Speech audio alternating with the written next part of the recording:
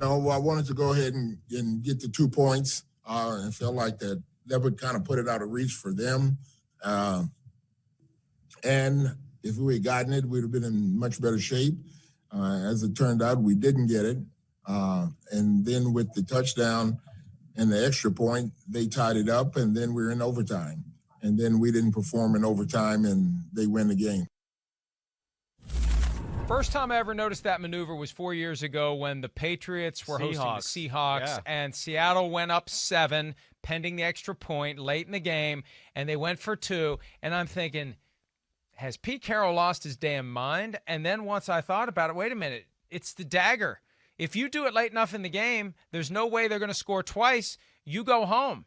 And, yeah, you still look, you take away the necessity of getting the 2-point conversion, but I think it's a fair trade because if you convert your 2-pointer, it's lights out. It's night-night. It's done. And I think that in that setting, on the road, against a team like the Titans, that the Texans could not stop all day, you got to deliver the death blow when you can. I like it. I get it. I'm not saying you do it all the time, Chris, and there's one key ingredient in this as well. Yeah. A head coach explained this to me a year or two ago. You got to feel good about your 2-point conversion play. Definitely. It's got to be something you haven't used yet, that you practice well, that matches up against that defense. Do you feel good about the play you would use? That's part of the analysis when you decide to go for 2 in that spot. I get I don't love that overall thought. I still don't. I get it. I understand. And listen, other times that maybe you do it, yeah, maybe if I had Russell Wilson a quarterback and I knew I was going against New England and Tom Brady and company, maybe I would. Because I'd go, well, damn, the chances of Tom going down and driving and scoring a touchdown and them who have 9 zillion 2-point plays, they'll probably have a good one and screw us over and tie the game. So let's go for it. I get it. I do. But I just, again, I think more times than not, I would rely on the fact of, again, you're taking a little pressure off the other football team. And then what if they wanted to go for 2 and win the game? Now that you've left that up there for them, nobody ever talks about that aspect. And I know that's not highly likely either, but neither was going for 2 when up by 7, a few years ago. So when that happens, that's when a coach is going to go, oh, wait, crap, I just lost the game because we went for 2. Oh, they went for 2 to win the game. And that's what it's going to take for then the coaches to start to reconsider, wait. So we'll see where that goes. But I still would make a team have to score 2 touchdowns, score a touchdown, and then score another touchdown from the 2-yard line. Let me delve into the psychology of that a little bit, because if you're down 1 and that team is driving and they score the touchdown, you're thinking as the coach on the other sideline, I'm going to have to score a touchdown and convert the 2-pointer to force overtime. When they go for it and they fail and it's back to 7, you're kind of like, oh, good, I don't have to worry about converting the 2-pointer. But, yeah, at some point somebody's going to say, screw it, I'm going for 2 anyway, and I'm going to steal the win from you. You left the door open. That's what's going to make people finally second guess it a little. But until then, this is the era of analytics and aggressive. That's why it's AA. It's AA. As long as you followed the analytics and as long as you in the press conference go, we were just trying to be aggressive. Everybody goes, it's all good. Hey, he was being aggressive, everybody. I'm going to write an article tomorrow. They were aggressive. Let them off the hook. Doesn't matter. They were aggressive. They tried to win the game. I mean, this is what it's all come down to, is everybody gets off the hook with the aggressive thing now. I think there's something deeper going on, and Shereen Williams and I talked about this yesterday on PFTPM, which no one was watching because it was up against the Bills-Chiefs game, so I'll go ahead and repeat it here. As these organizations hire analytics departments, smart, brilliant mathematical minds who have great influence over the football operation, the coach now has cover. And it's not just the coach has cover. I think some coaches feel like, I better do what the analytics person is saying because the owner hired them and everybody. I'm not the one eating lunch with the owner. Right. I'm not the one going to Paisanos and getting the calzones and sitting in the owner's office all day long. And I'm out on the practice field. And the owner's smitten with this 25-year-old kid from Harvard Business School. And, and they're running these numbers and saying, this is what we need to do. And if I don't listen to them, they're going to start saying to the owner, the coach isn't listening. I think it's almost become self-preservation, I think, for some of these coaches who feel intimidated by the analytics department that their owner has set up. You're right about that. I know that for sure. I've heard coaches. I mean, I've had conversations with coaches who, yes, they feel like they almost have to bow down to that part of their franchise right now, where you almost got to listen to them. They've got the ear of the owner and the GM and things like that, to where it's added an extra little dynamic to a lot of different football teams. But the thing I will always argue is there a formula for what Mike Vrabel might do on a gotta-have-it type play at the 2-yard line? A guy who will call any defense and invent defenses that we haven't seen all year, but for this game, he's invented it and it's come out. Is there a formula for that? See, that's where I just don't always want to go like numbers. Hey, yeah, it's good to go for it in 4th and 1. Yeah, it's great to go 4th and 1. Is it good to go against it in 4th and 1 when, there's 4 350-pounders on the other side, like the Baltimore Ravens? What did the analytics say about that as to them specifically? So those are the things that I just look at sometimes and just go, there's loopholes there that are – you have to take into account the opponent that week and the game and how it's going that way, to where the numbers just, I don't think, always tell the story.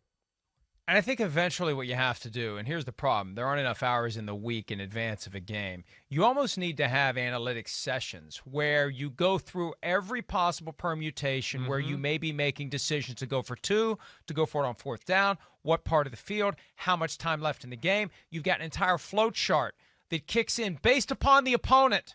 That's the thing, because that's what I would want to say to the analytics people. Don't tell me 48.2% of the time this works, because that is an amalgamation of the Jets defense is taken into that, right? Right. Let's every week you tell me, Mr. Analytics expert, you tell me how these numbers change given this opponent. Given that we're playing outdoors, given that it's going to be 42 degrees and there's a 25% chance of rain. I mean, they my say backup it's guard's in. playing. I don't buy it. Yeah. I don't buy that you can build all of it in. Yeah. I don't buy it. And if they can build it all in, then it needs then you know what needs to be happening?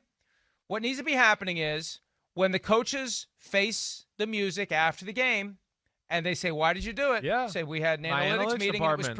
It was predetermined that in this setting, that's what we were going to do. The decision was made as an organization on Thursday that if we get into this spot, this is what we're going to do. And we have that meeting every week, and we make the decision every week as to what we're going to do if we're in this spot. And for this week, that's the decision that was made. That's where it needs to go. If they're going to embrace it, they need to fully embrace it. And the coach essentially becomes a robot who is doing whatever. But it's a weird balance. It is. And that's the thing. At some point, it doesn't fit. At some point, the mathematics and the formulas don't fit the feel and the flow of the game. And so you're left with whatever a coach decides to do in the moment. And he either has to answer to the media or he's got to answer to the owner when the owner says, we've got this analytics department. Why didn't you listen to them? Yeah, no, it's a very real aspect. It's going to be interesting to see where it goes. I'll be interested to see if the analytics continue to kind of, grow and conform like you're talking about to where they can be more specific like that.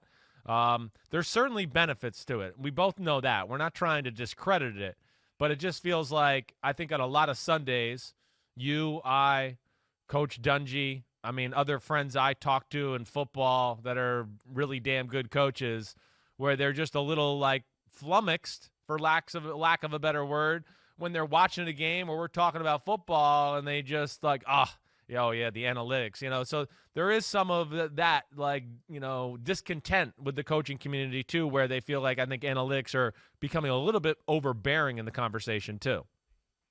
I think ultimately it comes down to hiring people you trusting them to make decisions, and the owners can't act like fans when the decision doesn't work out. The owner has to understand why the coach did what the coach did.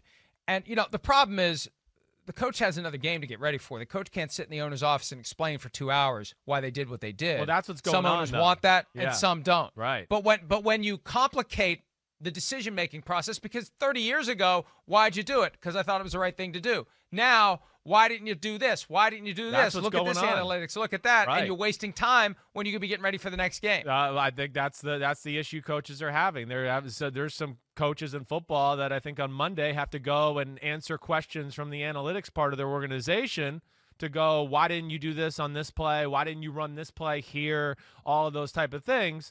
And, yeah, that's cool. But, again, I think that goes back to your point.